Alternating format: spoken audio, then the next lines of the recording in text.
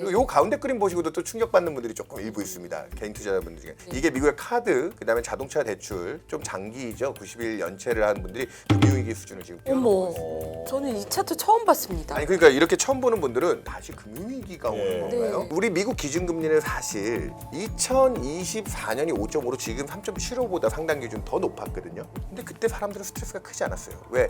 22년부터 제로금리일 때 모기지로 치면은 3% 이하 나머지 대출금리들도 전반적으로 낮은 수준에서 차입을 해서 크게 스트레스를 안 받고 있었는데 지금부터 금리 고통이 본격적으로 진행되기 시작한 겁니다. 이게 바로 영어로 표현하면 higher for longer. 고금리 장기화의 피해가 대출들은 보통 만기가 있으니까 그게 롤오버 되는 그 기간이 지금부터 유입되기 시작하면서 미국 하위 계층 20%는 이미 망가졌다. 그 증거가 이 연체율로 나온다. 그래서 연준이 저는 신중에 신중을 더해야 된다고 보고 있고 월시 의장이 최근에 되게 희한하게 포워드 가이던스도 없애고요. 경제 지표를 좀 더 빨리 보는 지표로 전환시키겠다. 물가 목표를 어떻게 설정 그런 걸 하면서 시간 벌기도 지금 하고 있다라고 저는 개인적으로 생각합니다. 그 하나의 변수 중에 하나로 다음 주까지 트럼프가 또 타코를 하지 않으면 유가를 80불 내외로 떨어뜨려 주지 않는다고 하면 이쪽에서 노이즈나 문제가 커질 수 있다. 반도체 시장을 강타하고 있는 불안감이라고 할까요? 이런 걸 보면 반도체 피크 아웃 그리고 하이퍼스케일러들이 계속 투자 비용을 감당할 수 있을 것이냐 여기에 중국산 AI가 싸고 좋다더라. 그럼 이제 투자가 줄어드는 건 아니냐. 여러 가지 지금 불안감이 있는데 전반적으로 이런 불안감들 어떻게 좀 파악하고 계실까요? 예, 그때 두 분이 진행자는 아니셨는데 한 달 전에 출연했을 때 우리 문홍철 팀장하고 같이 이진우 부장님 진행할 때인데 제가 그날 한 달 전이죠. 그때 한참 반도체 주가들 코스피 이제 막 8천을 이제 뚫고 올라가느냐 이제 뭐 그때 8천 선도 넘지 않았을 때예요. 뭐 그렇게 분위기 좋을 때인데 제가 약간 뭐 하이퍼스케일러들의 이제 이 프리캐시플로우 관련된 논란들 제가 반기 자료를 5월달에 작성했는데요. 네. 그때 제가 썼던 반기 자료의 제목이 뭐 AI와 금리 쇼크라고 해서 이 AI 산업이 이제 채권 시장에까지 미치는 부담. 제가 올해 썼던 리포트 중에 고객들 특히나 채권 시장 종사자들인데 그분들이 제일 인상 깊게 기억해 주시는 보고서 제목이 좀 뭐 몇몇 분들은 기억해 주실 수도 있을 것 같습니다. 반도체가 죽어야 제가 채권이 산다 이렇게 썼었거든요. 그래 연초에 코스피 5천 돌파하면서 제가 작년 하반기에 인포맥스 여기 연합뉴스 경제TV나 또 다른 방송 나가서도 채권하지 마시고 주식하셔야 됩니다. 지금 우리나라의 뭐 반도체 운도 있지만 정책적인 지원과 함께 한국이 그 흐름을 잘 탔기 때문에 올해 상반기까지 그러니까 증시는 대단히 좋은 흐름일 거고 하반기쯤에 이제 반도체 업황들이 얼마나 이 그 확장성을 가져갈 수 있는 거냐. 다 작년부터 올 초까지 올라오는 그 가격의 기울기가 작년에 DDR5 범용 칩 가격이 그냥 일반 칩이죠. 그게 한 5달러 하던 게 올해 상반기에 30달러 중반을 넘더니 올해 2분기 넘어서 지금 45달러, 50달러 가까이 10배 가까이 올랐거든요. 네. 그게 전자닉스의 주가에도 도움을 줬고 그렇게 올라왔는데 이게 과연 유지 가능할 거냐. 그런 고민들을 조금 던지면서 올해 일어날 일은 아니라고 저도 생각하는데 심지어는 그래서 제가 그때 출연했을 때 저도 심지어는 반도체 ETF를 투자하고 있습니다. 뭐 얘기했는데 그 뒤에 한 달 뒤에 지금 어떻게 됐을까요? 저희가 다 정리했을까요? 아니요, 저도 다 정리 못했어요. 근데 반은 정리했습니다. 그러니까 이 좋은 흐름에서 다 정리는 어렵고 단기적으로 이제 그 뒷걸음질 치기 시작할 때 제가 뭐 좀 비하인드 스토리들도 몇 가지가 있는데 이게 칩 가격은 앞으로 더 올라갈 기대가 저희 반도체 담당하고 얘기해봐도 저도 그 점은 믿고 있습니다. 아직 이 AI가 주는 멋진 신세계가 끝나지 않았다고 보고 있고요.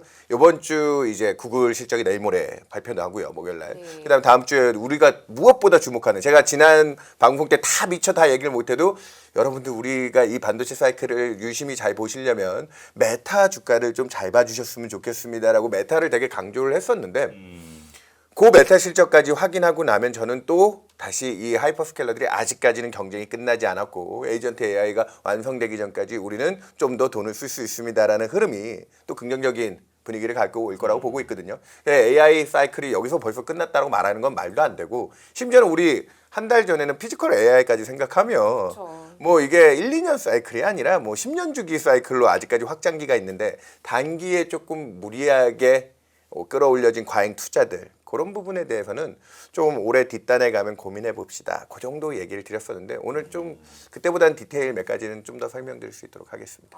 네, 아주 기대가 됩니다. 네. AI와 금리 쇼크라니 AI가 대체 금리에 무슨 영향이야? 라고 시청자분들 궁금하신 분들 계실 것 같은데요. 네. 그거를 좀 말씀해 주시죠. 일단 지금 아까도 얘기드렸지만 우리나라 지금 채권은 소외 자산입니다. 소외된 자산. 아예 관심이 없으시죠. 1년에 지금 여러분들이 정부에 10년 돈을 빌려주시면 오늘 지금 현재 1년 이자 얼마 주는지 아십니까? 4.3%입니다. 작년 5월 달에 2.5%, 2% 중반밖에 주지 않았던 그 10년짜리 국채가 작년에 우리 뭐 1% 성장도 못한다 그렇게 어려운 경제 여건들이었잖아요 사실.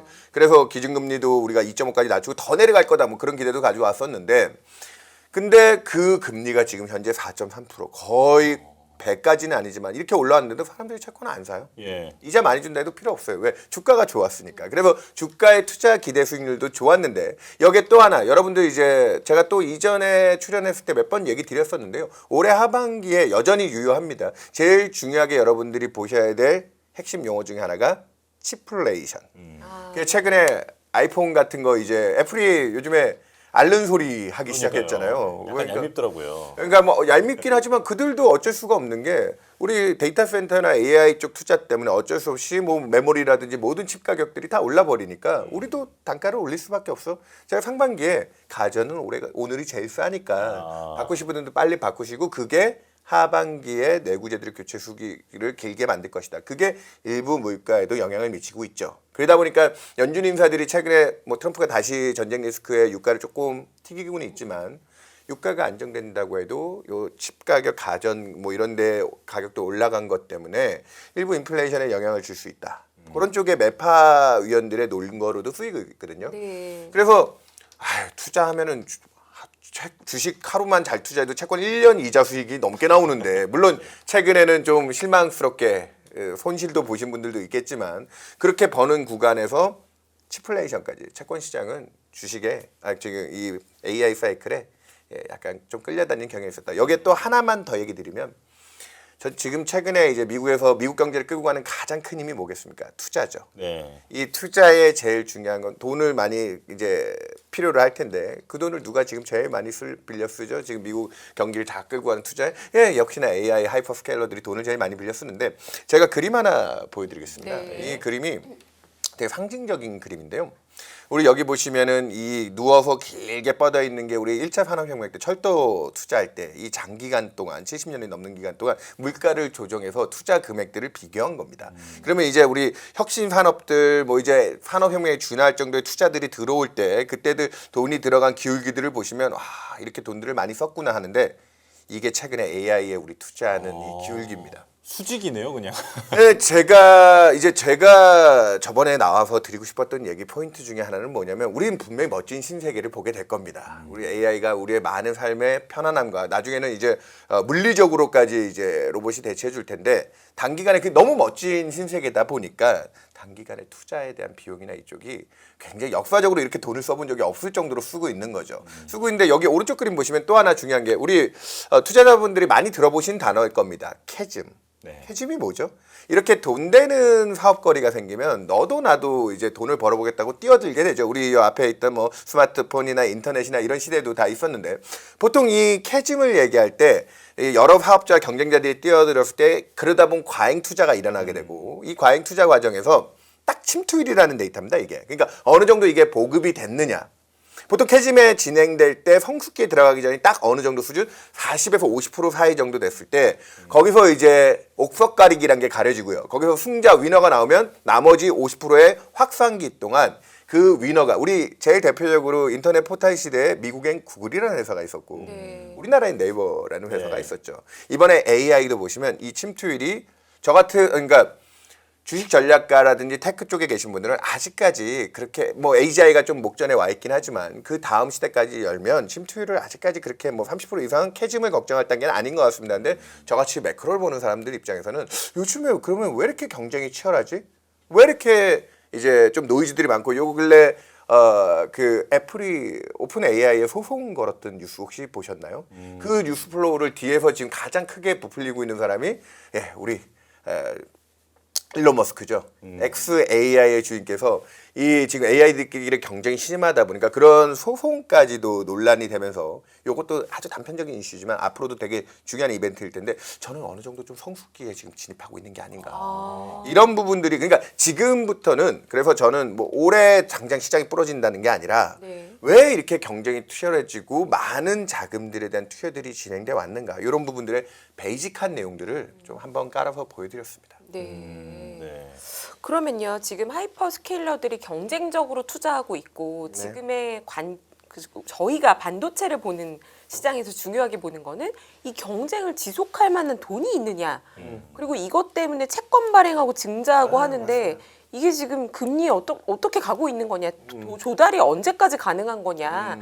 이제 지금까지가 맥스다. 이제 더 이상 투자를 못 하겠다라는 얘기가 이번 실적 시즌에 나올까봐 저희가 좀 걱정을 하지 않습니까? 이거 어떻게 생각하십니까? 그냥 한마디로 얘기드리면 지금은 너무 기웁니다. 제가 방금처럼 그거 그러니까 제가 이렇게 얘기하면 조금 투자자분들이 믿어주시지 않으실 수도 있고 제 전문 분야가 사실은 뭐 테크나 AI 쪽 주식 전략가가 아니잖아요, 사실은. 그럼에도 불구하고 한 발 떨어져 있다 보니까 저희 뭐 테크 담당이나 주식 전략가들이 올해 뭐 7월 초까지 너무 낙관론을 얘기할 때 전 반대 쪽에서 오히려 한 발 물러나서 오히려 덜 바이어스를 가지고 조금 보려고 노력했는데 그 저조차도 최근에 주가 빠지는 걸 보면서 아까 제가 반만 정리했다라고 얘기했죠. 네. 제가 들고 왔던 반도체 ETF에서 아직까지는 그렇게까지 이게 단기적으로 변동성이 커지다 보니까 어느 정도 조정 국면이 나오겠구나 했는데 제가 봤을 때는 아니 코스피가 6,000포인트대까지 이렇게 6,500 정도 선까지 터치했는데 이 정도까지 무너질 거라고 저도 생각하지는 않았어요.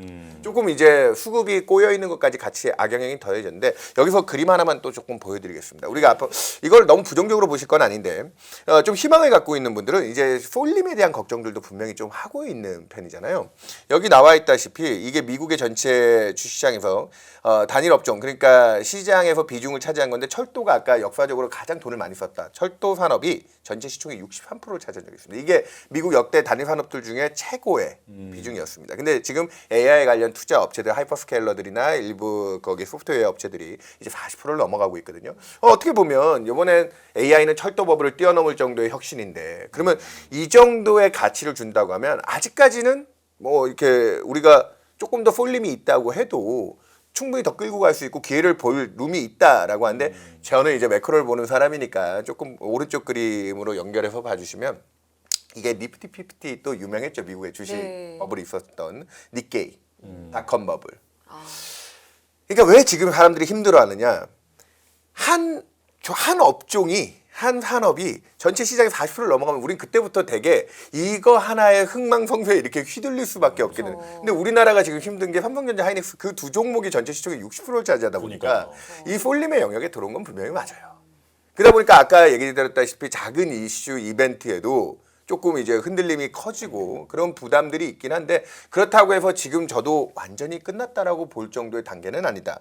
그렇다고 하면 이 그림이 제일 메인이죠. 지난번에 와서도 이 그림은 제가 보여드렸던 그림인데 이게 얼마 전에 뭐 모건 스탠리에서 되게 반도체 관련돼서 좀 걱정스러운 리포트. 그게 이제 7월 달에 나왔던 7월 두 주째 나왔던 리포트인데 네. 내용이 저랑 똑같아요. 제가 이거 5월 달에 저 반기 자료에 제일 메인으로 이제 테크 쪽에 넣었던 그림인데 작년까지 우리가 불편하지 않았던 이유는 이 하이퍼스케일러들의 이 캐펙스 늘어나는 이 기울기, 이 압력들을 놓고 보면 프리캐시 플로우, 그러니까 내 잉여 현금을 남겨가면서 투자를 할 수 있었는데 근데 올해 이게 폭발을 하고 있죠. 아까 제가 DDR5 $5, DDR5의 기능이 법용칩의 기능이 뭐 크게 달라진 게 있습니까?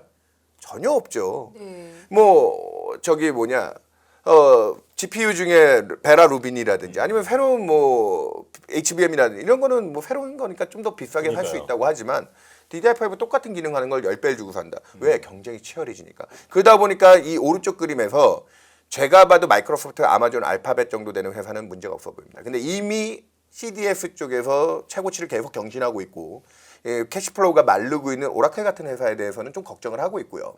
오라클은 뭐 AI 관련돼서도 뚜렷하게 뭐 결과물이 없고요. 근데 그 다음 약한 고리로 제가 그때 주목해야 된다고 얘기했던 게 메타가 내년 상반기쯤 가면 프리캐시플로우가 마른다. 이것도 2028년 28년을 넘어서 9년까지 그려보면 프리캐시플로우가 다시 확 늘어나는 그림으로 나와요. 왜? 지금의 어려운 국면을 극복하고 나면 좋아질 수 있다. 근데 사람들은 뭘 걱정하느냐? 그건 2년 뒤, 3년 뒤 가봐야 알 일 아니냐. 네. 지금 어려운 이 구간을 잘 극복할 수 있느냐. 그래서 이번 주 내일 모레 구글보다 음. 다음 주 30일 메타 실적이 훨씬 중요합니다. 아. 투자자분들이 기억하실지 모르겠지만 제가 딱 반을 정리한 날이 언제였냐면 메타가 이건 저는 지금 투자가 끝났다라고 보는 게 아닌데 남는 컴퓨팅 능력을 외부에 판매하겠다라는 게 7월 첫째 주인가 7월 그 10일 그 되기 전 주간에 뉴스가 나왔어요. 그날 메타 주가가 8% 오르더라고요. 그러니까 거기서 의심이 터진 거예요. 이제 AI 경쟁에서 좀 터지고 있는 메타가 드디어 뭔가 좀 투자나 이런 거를 줄이는 게 아닌가. 근데 이거는 재배치입니다. 저희 테크 담당하고 얘기를 해보고 저도 여러 자료를 찾아보니까 재배치. 그러니까 쉽게 설명드리면 기존의 AI 끌고 왔던 헌옷은 이제 이 새 트렌드에 맞지 않으니까 그거라도 필요로 하는 사람들한테 이건 내가 넘겨줄 테니까 하고 나는 새 트렌드, 새 유행을 다시 계속 끌고 가야 되기 때문에 다음 주에 아마 메타가 그런 얘기를 할 거라 봅니다. 메타가 이번에 뮤즈 뭐 스파크라고 하는 자기네들 이제 우리도 이제 생성형 그림을 그려주는 AI의 기능들이 생겼어 이러면서 조금 뒤처진 듯 보이지만 여전히 투자에 대한 계획과 그쪽에 대한 뭐 계획들을 얘기하고 있거든요. 제가 드리고 싶은 얘기는 뭐냐? 지금은 약간의 의심이 들어왔고 그 메타가 남는 컴퓨팅 능력을 좀 외부에 넘기겠다고 하는 건 재배치. 헌옷을 넘기고 새 옷을 다시 깨끗하게 입는다면 그렇게까지 이 AI 투자 사이클에 대해서 무너지는 쪽은 아니다. 그렇게 걱정할 단계는 아니다. 근데도 시장은 지금 그 소리를 꼭 이제 눈으로 확인하고 싶어 하고 있는 과정이 아닌가. 예. 네, 그러면은 네. 그냥 딱 한번 이게 궁금한 부분을 여쭤보면 그러니까 메타 실적 발표 때 네. 어떤 얘기가 나오면 시장은 안도하고 네. 어떤 얘기가 나오면 시장은 실망할 것인지 예. 어떻게 뭐 그러니까 우리 투자 계획은 더 확대된다라는 쪽의 단어들이 조금 섞여주면 그러니까 예상치만 내놔도 지금 시장 입장에서 또 의심할 수도 있을 것 같아요. 네. 그래서 더 우리는 투자 계획들을 확대할 수 있는 부분이 있고 그리고 아까 얘기 드렸던 저는 그래서 지난주에 발표됐던 아까 뮤직 스파크와 같은 자기네들의 이제 AI 기능에 대한 그런 부분들을 지금 같이 연동해서 나오고 있는 건 그 정도의 후속 조치들은 좀 준비하고 있는 게 아닌가. 그래서 일부 이제 뭐 증자도 하고 차입도 하면서 좀 부담도 있지만 아직까지는 캐시플로우가 내년도에 떨어진다고 우리 걱정하고 있지만 아직까지는 우려할 정도의 단계는 아니다. 그래서 저는 다음 주 메타 주가에서는 투자 계획의 확대, 추가적인 네. 확대에 대한 부분들이 제일 중요할 거다 보고 있습니다. 지금 이 빅테크가 계속해서 투자를 이어가려면 결국에는 돈이 필요한 건데 네. 그래서 이제 알파벳도 증자도 하고 회사채도 발행하고 아마존도 회사채 발행을 한 네. 건데요. 지금 시장에서 걱정하는 포인트가 아마존 회사채가 생각보다 인기가 없었다라는 거. 네. 그리고 원래는 이들 기업의 채권이 프리미엄이 붙어서 거래가 됐었는데 요즘에는 할인 거래가 되더라. 이런 얘기까지 들려요. 맞아요. 그러니까 금리를 자금 조달하는데 이제 금리를 더 올려야 되는 거 아니야? 여기다가 금리 인상까지 걱정을 하는 상황이지 않습니까? 그럼 메타가 이번에 실적 발표하면 관건은 메타가 이제 자금 조달을 증자 아니면 회사채 발행해야 되는데 네. 이 주가에서 증자하기는 쉽지 않아 보이고 그럴 수 있죠. 회사채를 발행한다면 소화가 될까요? 이 빅테크들의 채권 상황은 지금 어떤가요? 지금 그 부분이 딱 돌아가는 고리에서 제가 이거 하이퍼스케일러들 캐시플로우나 이런 게 분명히 올해 뒷단에서 내년도 가면 또 고민해야 될 문제인데 여기서 그래서 제일 중요한 포인트가 좀 이상한 결론으로 연결될 수 있는데 지금 우리 시장 프라이싱으로는 올해 연준이 금리 인상을 하게 될 것이다. 그것도 무려 1.5회 내년 상반기까지 2회 인상을 프라이싱하고 있거든요. 그 일부 아이비들 중에서는 뭐 올해 BOA가 제가 알기로는 리포팅을 그렇게 했는데 3차례까지도 금리 인상을 할 것이다. 네. 저는 상당 부분 진짜 실제로 올해 하반기 중에 연준이 어쩔 수 없이 금리를 올리는 환경이 한 번이라도 나오면 제가 좀 뭐 분석가로서 그렇게 뭐 단언을 하거나 그러면 안 되긴 하지만 우리 주식 투자하시는 분들이 대부분 이 방송을 많이 보실 텐데 뭐 채권 투자자들 일부 있으시겠지만 하반기 시장은 없을 가능성이 굉장히 높다고 봅니다. 시장이 없어진다고요? 그러면 안 되죠. 그러니까 이게 연준의 금리 인상을 그렇게 쉽게 생각하면 안 된다라는 얘기를 드리고 싶은 거고 저는 월시 신임 의장이 그거에 대한 부분들을 많이 컨트롤하고 있다는 건데 일단 이 그림부터 보시죠. 방금 우리 그 앵커께서 열매 네. 진행자께서 얘기하셨던 이 부분이 제가 이것도 역시나 그때부터 걱정했던 부분이에요. 그러니까 걱정했던 게 지금 현실화됐고 저는 이걸 어떻게 관리하느냐에 따라서 연준 통화 정책까지 연결해서 잠깐 얘기 드렸는데 사모대출 네. 가장 빌리면 안 되는 영역이죠. 거기서도 누가 지금 최근에 들어서 돈을 제일 많이 빌렸습니다고요? 소프트웨어 업체들입니다. 네. 어쩔 수가 없죠.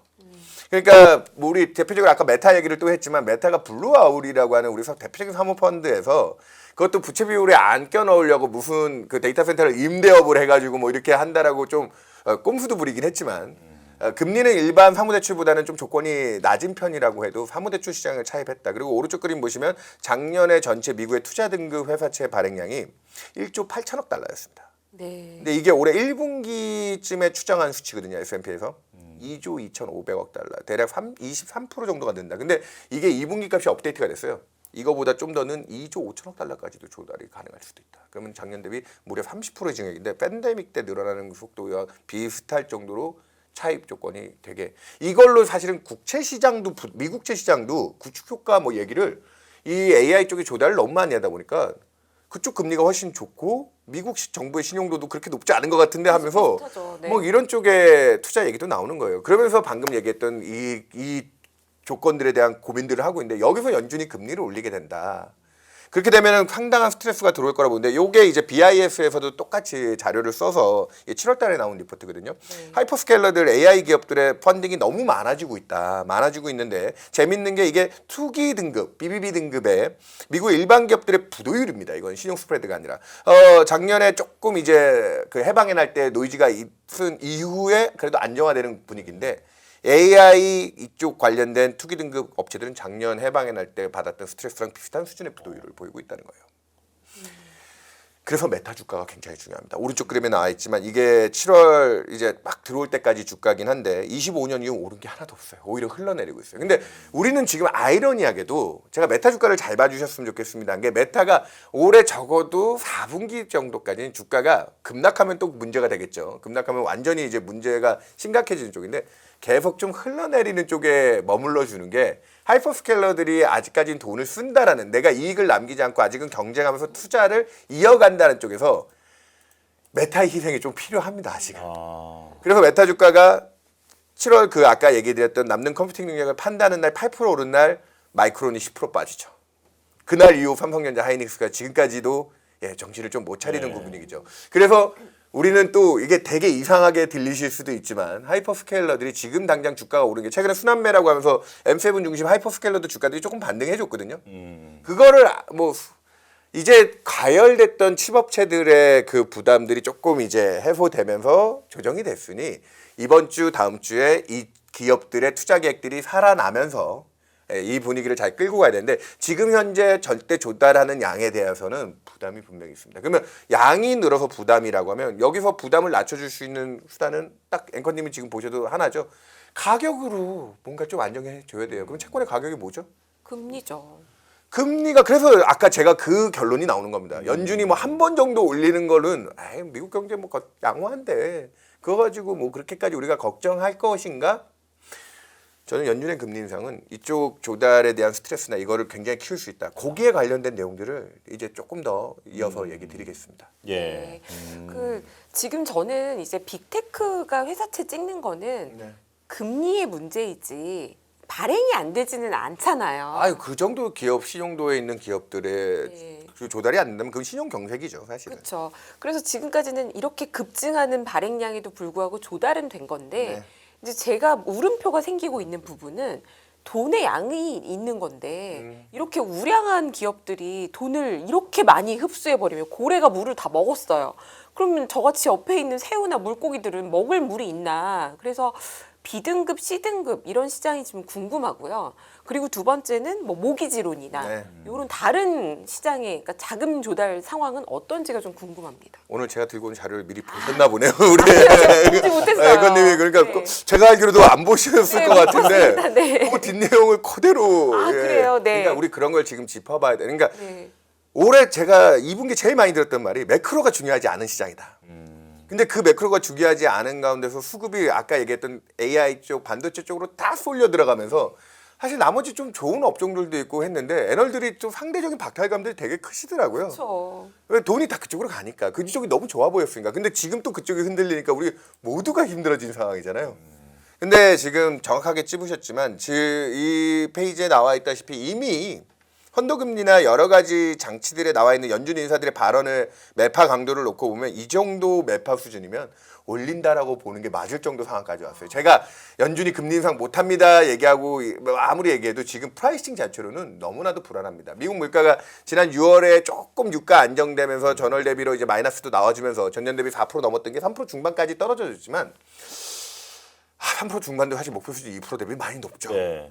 그러니까 올해 여전히 이제 연준 통화 정책에 대한 의심을 가지고 계시고 이런 고민들을 끌고 가고 있는데 지금 아까 얘기하셨던 것 중에 제가 요 그림을 좀 보여드리고 싶어요. 네. 이 그림이 뭐냐면 요 왼쪽 그림부터 보시죠. 이게 실제 부도율은 생각보다 낮죠. 네. 근데 이 위에 부채를 일부 탕감해주거나 아니면 뭐 현물 자산을 받아가지고 뭐 부채를 좀 버티게 해줬고 현물 출자 같은 걸 해서 버티게 네. 해줬거나 실질적으로 부도가 났어야 되는데 버틴 회사까지 쳐가지고 실제 부도율 대비 그걸 따지면 지금 부도율이 굉장히 높습니다. 아, 네. 그러니까 왜 높을까요? 이게 팬데믹 때 수준을 유지하고 있거든요. 네. 그리고 요 가운데 그림 보시고도 또 충격받는 분들이 조금 일부 있습니다. 개인 투자자분들 중에. 이게 미국의 카드, 그다음에 자동차 대출, 좀 장기이죠. 90일 연체를 한 분들이 금융위기 수준을 지금 뛰어넘고 있습니다. 어머, 저는 이 차트 처음 봤습니다. 아니 그러니까 이렇게 처음 보는 분들은 네. 그러면 이거 무슨 다시 금융위기가 오는 네. 건가요? 네. 라고 얘기를 반문하시는 분들이 있는데 이거 관련돼서 뉴욕 연은에서도 좀 평가를 한 게 있습니다. 네. 왜냐하면 이분들이 왜 힘드냐 아까 정확하게 짚으셨지만 이 금리가 높은 우리 미국 기준금리는 사실 2024년이 5.5로 지금 3.75보다 상당 기준 더 높았거든요. 네. 근데 그때 사람들은 스트레스가 크지 않았어요. 왜? 22년부터 우리는 제로 금리일 때 뭐 모기지로 치면은 3% 이하 모기지 금리가 그때 3%도 안 됐거든요. 나머지 대출 금리들도 전반적으로 낮은 수준에서 차입을 해서 크게 스트레스를 안 받고 있었는데 이게 평균적인 미국의 대출이라든지 대체 자산들의 만기 구성들이 사모대출도 마찬가지입니다. 어느 정도냐? 한 5년 정도 됩니다. 그게 네. 이제 긴축한 지 5주년이 지나고 기준금리가 3.7로 떨어졌지만 미국 모기지 대출 금리는 여전히 6% 중반이 넘고요. 그러니까 지금 아무리 그 지난 작년, 재작년 175bp의 금리 인하를 해줬는데도 사람들은 지금부터 금리 고통이 본격적으로 진행되기 시작한 겁니다. 이게 바로 영어로 표현하면 higher for longer. 고금리 장기화의 피해가 금리를 올렸던 24년이 힘들었던 게 아니라 대출들은 보통 만기가 있으니까 그게 롤오버 되는 그 기간이 지금부터 유입되기 시작하면서 미국 하위 계층 20%는 이미 망가졌다. 그 증거가 이 연체율로 나온다. 신박하네요. 근데도 왜 금융위기에 대한 걱정을 안 하고 연준은 금리를 올린다는 소리를 하느냐. 이 오른쪽 그림에 뉴욕 연은에서 설명을 해주고 있습니다. 자 보시죠. 우리 상식적으로는 카드 대출 받아보신 분은 연체하는 기간이 90일짜리 연체가 많을 것 같으세요? 30일 연체가 많을 것 같으세요? 만기 짧은 쪽에 빈도가 그쪽이 짧으니까 하다 보면 30일 한 달 지나서 연체하는 이쪽이 많아야 되는데 이쪽 연체율이 낮아요. 몸통 구간으로 전이가 안 됐다는 뜻이죠. 이게 무슨 얘기냐면 양극화가 금융위기 2008년 일어나고 나서 지금 18년이 지났죠. 그렇게 진행되다 보니까 전체 양으로는 미국 가계 하위 20%는 이미 망가졌지만 그들이 전체 경제에 차지하는 질적인 면은 20%가 되느냐 이제 되지 않는 거죠. 2008년에는 양이 20% 질도도 20%가 돼서 이 연체율이 올라왔을 때 대단한 금융위기에 문제를 일으켰지만 지금은 상당 부분 이 사람들은 이미 나둥그러져 떨어져 있지만 아니 몸통으로 전이는 안 되는데 이게 똑같이 일어나는 데가 아까 얘기했던 하이퍼스케일러들 중심으로 해서 사모대출 시장입니다. 보시면 사모대출이 올해 이건 제가 여기 방송 출연해서 차트를 몇 번 보여드렸는데요. 네. 만기 도래액이 전년 대비해서 올해부터 급증을 해요. 이것도 마찬가지예요. 우리 사모대출이 언제부터 많이 팔렸느냐? 얘가 대체로 인기를 끌었거든요. 팬데믹 들어와서 해외 이제 부동산 오피스들이 공실이 터지다 보니까 그거에서 부실화가 되니까 그러면 이 부동산을 대체 자산의 제일 대표였던 부동산을 오피스를 대체해서 뭘 하지? 그때 이 사모대출 시장이 큰 겁니다. 근데 제가 아까 평균 만기가 얼마라고 얘기를 했죠?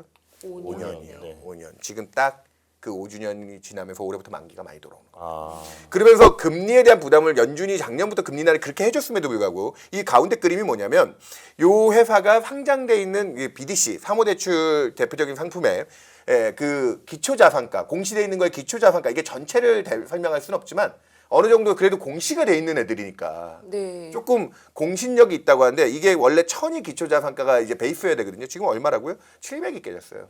20% 30%가 이미 날아간 거예요. 그러면 요것도 뒤집어서 얘기 드리면 무슨 얘기냐? 아까 가계 신용하고 똑같습니다. 하위 기업들도 하위 20%는 이미 벌써 이 높은 금리 수준에서 마트에 가는 거예요. 그래서 작년부터 사무대출 쪽에서 노이즈가 자꾸 나온다고 봅니다. 작년에 보시면 미국에서 자동차 서브프라임 대부업체들이 맞아요. 파산을 하고 뭐 이런 일들이 연동해서 나타났던 건데 근데 왜 문제가 없느냐? 하이힐드 스프레드는 안 벌어지죠. 몸통인 제도권까지는 영향이 덜 미쳐지고 있는 거죠. 저도 이걸 보면서 아직까지는 지금 3.71 금리에서 지금 이 하이어 포 롱거에 부담이 들어오지만 여기서 연준이 한번 틱 위쪽으로 한 걸음만 틱 올라가면 이 괴리가 어떻게 될 건가. 그걸 보여주는 그림이 여기 두 그림으로 나와 있습니다. 여기 보시다시피 우리가 요즘 많이 보는 거죠. 이 두 업체 아까 제가 메타의 주가가 좀 빠져줘야 된다고 얘기했잖아요. 네. 그러니까 아까 하이퍼스케일러들의 프리캐시 플로우가 망가지면서 반대쪽에서 그 프리캐시 플로우를 그대로 받아서 쌓아 올리는 회사들이 어디냐? 우리나라 삼성전자, 하이닉스, 미국의 마이크론이에요. 칩업체들 그거 요즘 또 비교해서 보여주는 차트들이 되게 많아요. 그러니까 하이퍼스케일러들은 계속 돈을 써서 캐시가 마르는데 반대쪽에 있는 반도체 칩업체들은 캐시가 이렇게 쌓이는. 그래서 우리나라도 지금 전자닉스가 최근에 채권 시장에 큰 손도 내주시는 그런 모습인데 상대 주가가 이렇게 올라갈 때 금리도 같이 끌려 올라갔다. 왜? 아까 제가 치플레이션 얘기했죠. 여전히 AI에 대한 투자의 열기가 있죠. 그러니까 금리가 같이 끌려서 갔는데 최근에 좀 조정을 받으면서 이게 빠지는데 근데 금리가 같이 빠져줘야 되는데 안 빠져줘요. 왜 안 빠져주죠? 연준이 지금 금리 인상한다고. 네. 전쟁이 안 멈추고 있으니까요. 그러니까 지금 저는 또 하나 여기서 중요한 하나의 변수 중에 하나로 다음 주까지 트럼프가 또 타코를 하지 않으면 트럼프 대통령 저는 분명히 또 지금 뭐 여러 가지로 고민하고 있을 거라 보는데 얻을 게 많지 않습니다. 지금 중간선거 한 분기밖에 안 남았고 네. 여기서 타코를 해서 유가를 80불 내외로 80불 이내로 다시 떨어뜨려 주지 않는다고 하면 이쪽에서 노이즈나 문제가 커질 수 있다. 그리고 이 그림이 중요하죠. 아까 제도권으로 전이가 되지 않고 있는 거에 대한 포인트를 얘기 드렸죠. 네. 그 3호 그 대출 쪽 기초자산가가 뭐 20, 30%가 날라가 있는데 하이힐드 스프레드 아직 견고하지 않느냐. 근데 그 하이힐드 제도권에 가장 취약한 CCC 등급. 그러니까 거기에 제일 베이직한 애죠. 걔 신용 스프레드가 최근에 고점을 높이면서 계속 올라가고 있습니다. 그러니까 전체 하이힐드는 생각보다 아직 안정적으로 보이지만 이쪽 약한 고리 쪽. 근데 얘가 뭐하고 지금 연동돼서 올라가고 있죠? 미국채 2년 금리. 미국채 2년 금리는 최근에 왜 이렇게 많이 올랐죠? 연준이 금리 올린다고 하니까. 네. 제가 아까 연준의 금리 인상을 너무 쉽게 생각하지 말자. 제가 너무 지금도 안 그래도 시장 분위기 안 좋은데 너 아까 뭐 연준이 금리 올리면 하반기 시장이 없다고? 네. 이 두 영역에 데미지가 상당히 크게 들어갈 수 있을 것 같다. 그렇기 때문에 저는 이런 쪽에서의 스트레스가 그래서 연준이 저는 신중에 신중을 더해야 된다고 보고 있고 월시 의장이 최근에 되게 희한하게 포워드 가이던스도 없애고요. 맞아요. 5개의 뭐 태스크포스를 만들어서 여러 가지 뭐 경제 지표를 좀 더 빨리 보는 지표로 전환시키겠다. 물가 목표를 어떻게 설정 그런 걸 하면서 시간 벌기도 지금 하고 있다라고 저는 개인적으로 생각합니다. 왜냐하면 이쪽 금리가 높았던 단에서의 스트레스들이 상당히 쌓여 있는 부분이 있고 저는 이런 부분에서의 어느 정도 컨트롤을 생각한다고 하면 저희가 지금 되게 엣지뷰를 좀 유지하고 있어요. 무슨 엣지뷰냐? 아무도 또 안 믿으실 수도 있지만 작년 저희가 여름에도 그랬고 재작년 여름에도 저는 그랬는데 작년에 저희는 미국 하반기에 금리 3번이나 할 거다. 재작년에도 3번이나 할 거다. 6월 FOMC까지 시장 컨센이 어떻게 됐냐면 심지어 연준의 점도표조차도 작년엔 2번, 2024년에 한 번밖에 인하 못 해준다고 했어요. 그때도 다 물가 때문에. 네. 근데 3분기에 생각보다 고용지표 흔들리고 났더니 통화정책이 전환이 됐죠. 자, 제가 여기서 또 이상한 결론 하나만 내리겠습니다. 네. 뭐 이런 거는 원래 우리 문홍초 팀장이 잘하는 건데 네. 저 뭐 오늘 사파가 없으니까 네, 사파와 사파. 제가 이상한 결론 하나 아까 메타의 주가가 좀 희생양이 돼야 된다고 했는데 여기서 또 여러분들이 중요하게 봐야 될 기업 중에 하나를 뽑는다고 하면 여러분들이 되게 우리나라에 많지 않죠. 그러면 우리나라에 있는 코스트코를 보셔도 될 것 같은데 좀 월마트 주가를 좀 잘 봐주셨으면 좋겠어요. 월마트요? 네. 월마트 주가가 좀 흘러내려야 됩니다. 아. 왜 월마트 주가 흘러내리면 그거 느낌이 어떠세요? 월마트라고 하는 미국의 제일 대표적인 대형 할인마트잖아요. 네. 그 월마트 주가가 약세로 간다라고 하면은 앵커님 어떤 느낌이세요? 뭔가 경기가 잘 안 굴러가나? 뭐 그런 느낌이 들거든요. 미국 소비가 특히나 약해지나? 소비가 네. 약해지나. 네. 저는 미국은 지금 겉으로 보이는 양호함 때문에 겉으로 보이는 양호함 때문에 연준이 금리를 올리게 된다. 우리 여기 이 방송 보시는 분들 중에 제가 아무도 기억을 잘 못하실 수도 있는데 6월 5일 첫째 주에 5월 고용지표가 서프라이즈로 위로 나온 날 그날 앵커님 나스닥이 어떻게 움직였는지 혹시 기억나세요? 미국 경제가 아주 호조로 잘 나왔어요. 근데 그날 나스닥 지수가 어떻게 움직였는지 기억 안 나시죠? 그걸 기억하실 그거 하루하루 근데 되게 올해 나스닥 지수 움직인 날 중에 가장 반응이 격렬했어요. 4% 빠졌어요. 고용지표가 잘 나왔다는데 그날 나스닥이 하이퍼스케일러고 뭐 반도체 업체고 다 빠졌어요. 금리 올릴까봐 그런 건가요? 굿 이즈 배드죠. 지금 미국 시장, 저는 그래서 아까 제가 하반기 시장에 뭐 어려움 뭐 이런 걸 되게 쉽게 운운했던 게 실제 올리지도 않았어요.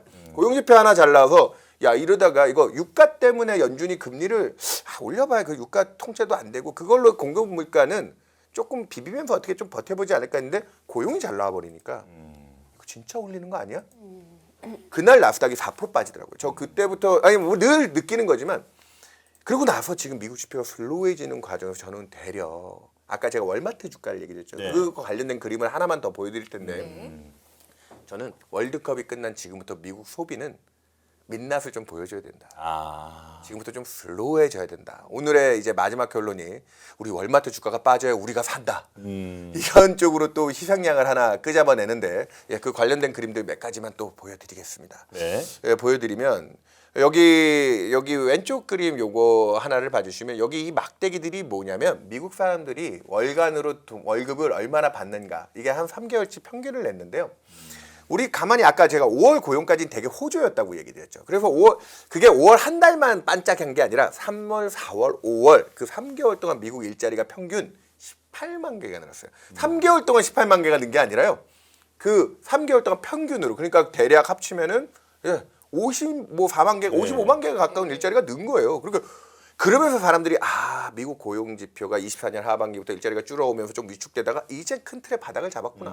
그러면서 이제 통화 정책에 대한 뭐 전환, 이제 인하는 없어요. 뭐 이런 쪽으로 콜이 다 가더라고요. 근데 저는 얘를 주목했습니다. 뭘 주목했느냐? 그 3개월 동안 평균 일자리가 18만 개 늘는데 미국의 임금은 3개월 동안 평균 0.2밖에 안 늘었네. 일자리가 호조가 나오면은 사람들이 많이 뽑으려고 하는 거고 그럼 임금에 대한 탄력 뭐 물론 팬데믹 때 너무 그때 노동 공급이 문제가 있어서 좀 높았던 수준 구간들이 있긴 했지만 이렇게 높았던 구간들이 있었지만 너무 낮은데 18만 개 일자리 늘는 동안 뭐 어떤 일자리들이 주로 늘었는지 아세요, 앵커님? 글쎄요. 돈을 그렇게 많이 안 주게 되는 거 보면 단기 일자리들인가요? 월드컵 앞두고 레저 여가, 그다음에 뭐 도소매업, 일부 운송, 저임금 노동자들이 주로 늘었고요. 그다음에 해고 데이터 나오면서 이제 뭐 챌린지 그레이 뭐 해고 데이터 나오면서 어느 쪽 일자리가 지금도 제일 많이 사라지느냐? 2주 전에 마이크로소프트가 5천 명 잘랐습니다. 네. 그리고 올해 아마존 주가가 조금 반등할 때 그 올라간 주가 절반은 아마존 노동자들 해고한 그 비용 절감의 효과다. 고임금 노동자들은 지금 상대적으로 일자리를 많이 잃고 있거든요. 그게 가운데 그림에도 나와 있지만 이 미국의 임금의 선행 지표인 노동 비용 같은 게 최근에 탄력이 이렇게 떨어지고 있어요. 근데 그 와중에 물가는 올랐죠. 임금 상승률은 전년 대비로 이제 3% 중반대에서 이제 처지고 있죠. 팬데믹이 계속 떨어지고 있죠. 그래서 요 오른쪽 끝에 나와 있지만 이 요 파란색 막대기가 마이너스 영역으로 넘어가 있죠. 얘가 뭐냐? 실질 임금입니다. 그러니까 내가 받은 임금에서 물가 오른 거 빼고 나니까 난 실질적으로 버는 건 이제 마이너스야. 이 실질 임금이 이렇게 떨어지기 시작하면은 시차를 두고 소비에도 분명히 영향을 주게 될 텐데, 자 이게 파이낸셜 타임즈 같은 데서 생각하는 건 비슷비슷한 것 같아요. 6월달에 기사 표면이 트럼프가 전쟁을 이란하고 미국하고 이란 전쟁을 일으켜서 여기서 이제 유가에 대한 부담 이런 것들이 리얼 웨이지 및 리얼 컨섬션 이런 쪽에 부담을 주게 될 거예요. 그래서 봤더니 여기 나와 있죠. 24년에 100을 받았다고 하면 이게 이제 물가를 제거해 놓고 내가 100을 받았다고 하면 지금 얼마? 99.5. 이게 최근에 조금 반등했죠. 왜 반등했는지 아세요? 그나마 4월 달에 세금 환급해주고요. 농민 지원금 같은 거 나와가지고 그게 일부 보조금 때문에 여기 조금 반등했는데 24년 연말 대비 내 물가를 감안한 실질 소득은 마이너스입니다. 근데 소비는 못 줄였죠. 그게 얼마나 진행됐다? 1년이 진행됐습니다. 제가 아까 월마트 주가 운운했죠. 오늘 마지막으로 보여드리고 싶은 이 활용점정 차트가 얘입니다. 미국 유통업체도 참 보시면 팬데믹 과정에서 주가 많이 올랐죠. 여기 이 대형마트의 주가라고 하는 건 3개 업체를 단순 합산한 겁니다.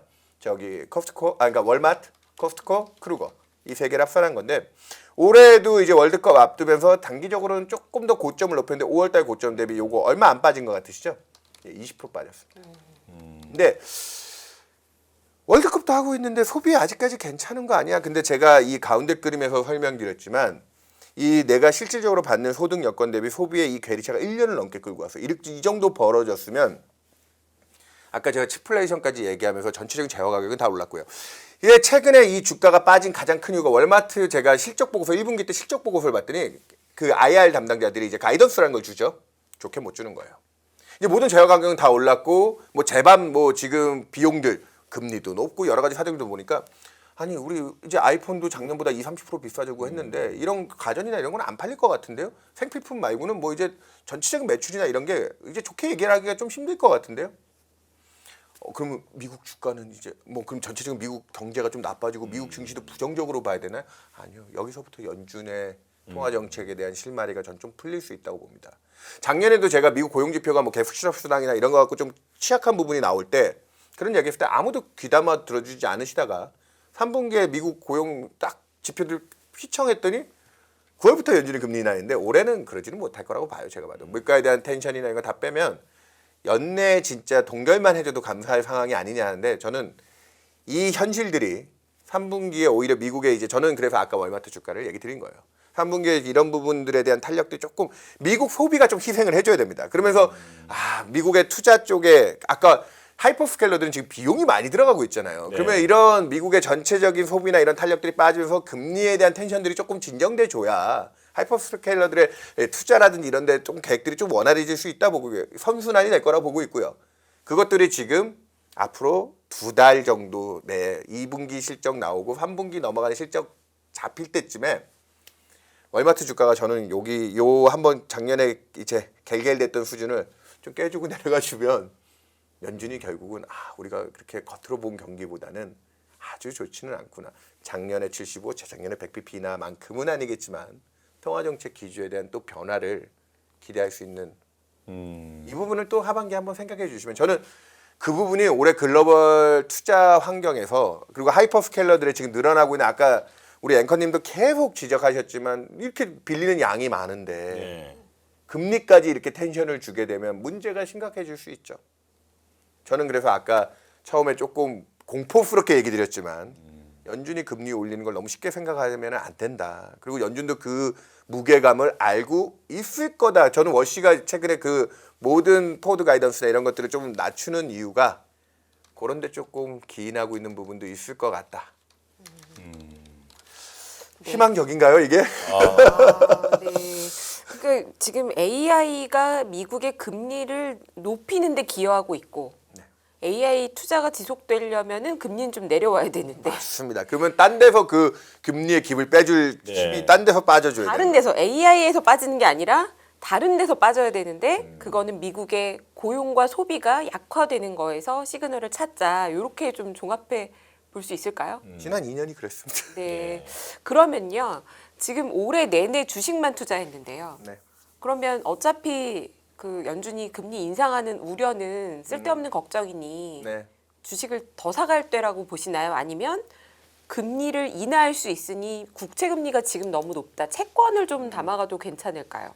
그래서 요즘에 다시 6대4 얘기가 좀 나오기 시작하고요. 왜냐하면 주가 변동성도 커지고 아까 얘기했던 의심들이 들어오니까 미국채 10년도 지금 4.5, 우리나라 10년도 4.3이 넘는 이 상황에서 이 정도에서는 이제 좀 깔아볼 자산들은 깔아봐야 되는 게 아니냐. 우리가 아무리 멋진 신세계가 있다 해도 그래서 저도 그 차원에서 반을 정리했는데 채권을 사지는 못했습니다. 그래요? 하지만 그런 정도의 포트폴리오를 조금 고민해봐야 될 시점에 왔고 그리고 확인하는 과정들 그러니까 이번 주 다음 주에 하이퍼스케일러들의 실적과 함께 우리는 트럼프 대통령이 역시나 타코였다. 유가를 이렇게 그러니까 지금 저는 그냥 또 쉽게 얘기 드릴게요. 제가 올해 분명히 4월 넘을 때까지 미국 그 전쟁 때문에 유가가 80, 90달러 우리나라 반도체 호조가 없었다 해도 그 상황이 유지되면 금리 인상이 우리도 2번은 할 수 있습니다. 이거 물가 안정을 위해서라도. 근데 우리는 반도체 호조 때문에 그거보다 더 세게 지금 금리를 올릴 거에 대한 걱정을 하고 있는데 다음 주까지라고 전 봅니다. 미국 이제 이 이란과의 또 이제 MOU는 의미 없다고 했지만 어느 정도 긴장을 유가를 좀 낮춰줄 수 있을 정도의 합의가 나와야 연준의 통화 정책에 대한 텐션들이 조금 빠지면서 8월 달부터 시장의 반전의 계기를 좀 마련한다. 저는 그래서 아직은 여러분들이 너무 실망할 단계는 아니라고 보고 있고요. 악재는 제가 제일 많이 본 사람이라고 봅니다. 물론 저조차도 이게 이렇게 단기간에 들어올 거라고 그렇게 강하게 시사는 못했지만 이미 반기 자료에는 충분히 이런 부분들을 보셔야 됩니다 했는데 그게 뭐 순식간에 부지불식간에 일어나 버리니까 그렇게 해서 지금 3주간의 조정이 이렇게 들어왔는데요. 여기서쯤에는 다시 재정비를 하고 오늘 봤더니 우리나라 전체 시총 대비 예탁금이 바닥을 치고 조금씩 늘어나기 시작하더라고요. 시총이 너무 많이 빠졌죠. 근데 그게 예년 수준이 어느 정도 수준이었냐면 작년까지 시장이 멀쩡했을 때는 전체 시총 대비 예탁금이 2%에서 2% 중반 정도 수준이 있었어야 되는데 올해 한참 주가 많이 오를 때는 그게 1%까지 쪼그라들었었거든요. 그러니까 네. 절반 정도 총알이 좀 부족했던 거죠. 우리가 뭐 지금 수급이 꼬였다 얘기할 때 뭐 레버리지 상품들이나 이런 것들 얘기도 많이 하시지만 이런 부분들에 대한 부분이 조금 개선점을 찾고 있으니까 우리 주요한 기업들의 실적들 확인하고 나시면 제가 결국은 또 희망을 조금은 드려야 되는 그리고 아까 제가 얘기했다시피 지금 살펴야 될 우려 포인트 그러면 이제 이것만 얘기 드리고 갈게요. 다시 주가가 반등했어. 네. 그러면 이 문제들이 사라진 거냐? 올해 연말쯤 가서 내년까지 미국 연준의 텐션, 그러니까 연준이 금리 인하를 해주지 않으면 이 하이어 포 롱거에 대한 텐션은 계속 유효한 거예요. 그리고 빚은 계속 늘어요. 네. 내년쯤 가서도 우리가 아무리 이제 반도체가 쇼티지고 그런 걸 봐도 올해 이 7월 달을 생각하신다고 하면 우리가 재차 주가 반등했을 때는 무조건 멋진 신세계만 보고 갈 수 없다라는 거를 계속 좀 학습하시고 가셔야 될 필요가 있다. 근데 누가 야 일단 반등이라도 좀 하고 얘기는 그쵸. 하시는데 저는 오늘 딱 그 정도 포인트 제가 보고 있는 리스크 팩터들 얘기해드렸고 앞으로 한 2주간의 시간에 미국 유가랑 실적들 관련돼서 보고 8월 달에는 연준이 적어도 아 금리 진짜 올려야 돼. 그 정도의 긴장은 빼줘야 우리가 이제 이 3분기 안에 최소한 전고점은 아니어도 밀린 네. 반등을 볼 수 있겠다 얘기 드리겠습니다.